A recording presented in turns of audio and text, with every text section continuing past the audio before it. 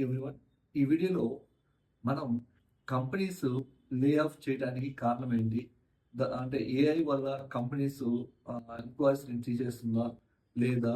అనేది మనం ఈ వీడియో చూద్దాం. ఎందుకంటే రీసెంట్‌గా నాకు తెలిసి 61,000 ఉద్యోగాలు కంపెనీస్ లే ఆఫ్ ప్రకటించాయి. వాటిలో one of the biggest company కూడా ఉండటం విశేషం. వాటిలో మైక్రోసాఫ్ట్ అయితేనేమి, లింక్డ్ఇన్, ఐబీఎం అండ్ అమెజాన్ ఇలాంటి ప్రముఖ దిగ్గజ కంపెనీస్ రీసెంట్గా లే ఆఫ్ ప్రకటించినాయి. ఎందుకంటే వాళ్ళు ఫ్యూచర్లో ఏఐని ఇంప్రూవ్ చేసుకోవడానికి యాజ్ వెల్ యాజ్ వాళ్ళకి ఆదాయం అనేది చాలా తక్కువ ఉండటం వల్ల ఆ బడ్జెట్ అనేది ఏఐ మీద ఎక్కువ పెట్టడానికి వాళ్ళ లే ఆఫ్ అనేది ఇప్పుడు స్టార్ట్ అయింది.